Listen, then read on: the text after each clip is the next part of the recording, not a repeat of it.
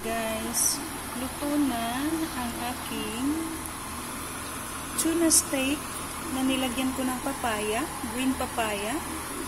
May mushroom, may kamatis. Ayan.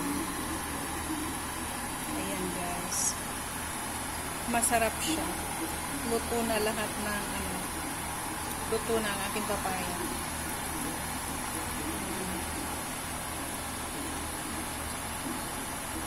Delicious.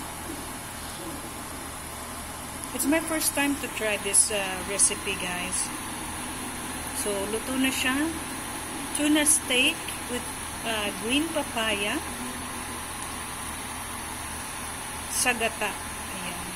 And coconut milk. Ayan. Makakain na rin yung kami.